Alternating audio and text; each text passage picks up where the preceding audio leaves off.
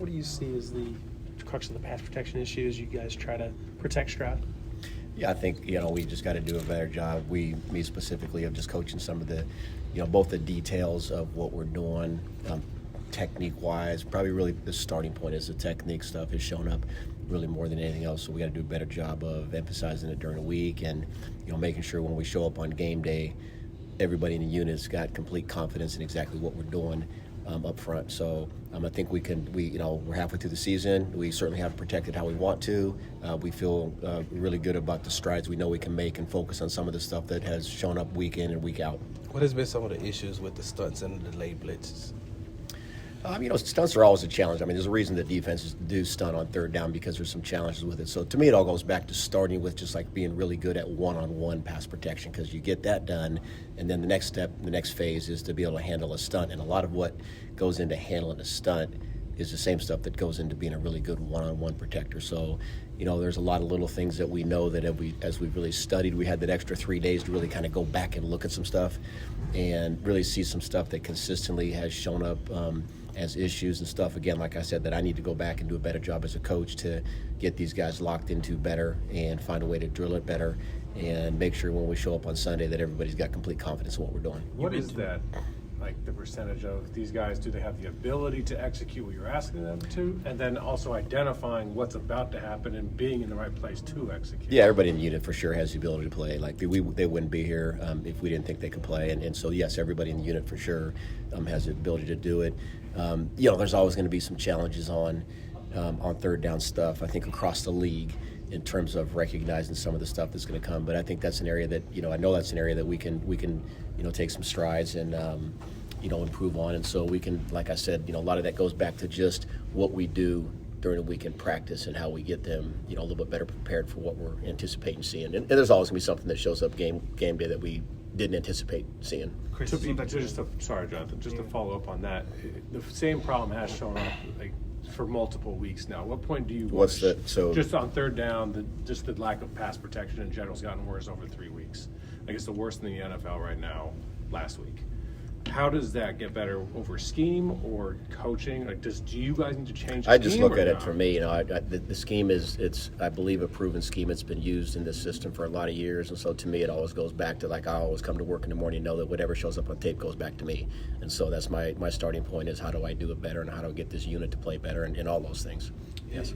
It seems like the interior has really taken the brunt of where the pressure has come from. Particularly Kenyan Green struggled some. What did you think about where he was and kind of how he finished? Yeah, Kenyon's done great. Really, honestly, if we're looking at the big picture of where Kenyan was when I got here and the type of offseason he had, the type of training camp that he had, came out week 1 against the Colts really playing on fire, did really well in the run game, didn't have the same pass protection opportunities that week 1 that maybe we did as the season went on. By no means is it one guy. That, to me, that's an easy out in our unit. We know there's a lot of guys involved, and Kenyan, I really think of this really being his rookie season, right? That first year he was here, played some, got hurt. Last year he didn't play at all. This year coming back off an injury and really getting back into the mix. And so I think he went through some, also this is his first time in our offense here, right? So he went through some, typical rookie struggles, but by no means is Kenyan the only guy. Why do you think that last year, it seemed like y'all were changing offensive lines week to week? Why do you think the pass blocking was better last year as opposed to this year? Yeah, again, I just think, every year is a different year for whatever reason, and that, for us at this point in the season, really is our major challenge as a unit, is finding a way to get better. I think last year, different guys being in there, that is what it is, and you hate to have to switch guys around like that. So, yeah, I really don't know compared to last year. Yeah. Chris, it's a Take a prideful couple more, group, guys. and Say it again. It's a prideful group. These Yep. guys, they take Yep, it yep. to heart. They say that it's pretty obvious, the emotions.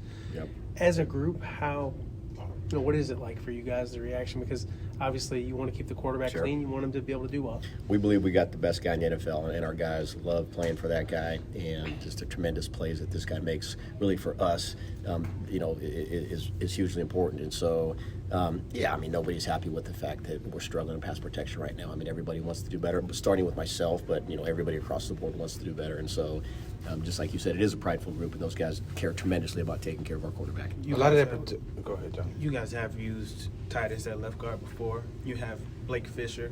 Has there been any thought to changing that rotation? We're always talking personnel, or really every week, good or bad.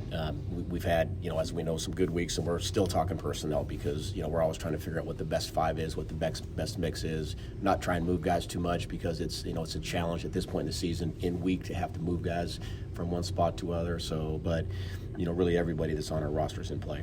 I know that a lot. What do these last two right here, guys? Go ahead, Cole. How much of what the pass protection and getting ready for a play falls onto Juice and kind of his role and how he's done in that? Yeah, there's always going to be extra responsibility on the center, whether it's pass, run, whatever it is. And again, I think of this at center a little bit for Juice as his rookie year. He missed most of last year, 2/3 of it, and then came in and played guard. And so this is still some newness to him with it, but by no means does it fall on him. I mean, he's really has done a good job, and he's progressed each week. And so, yeah.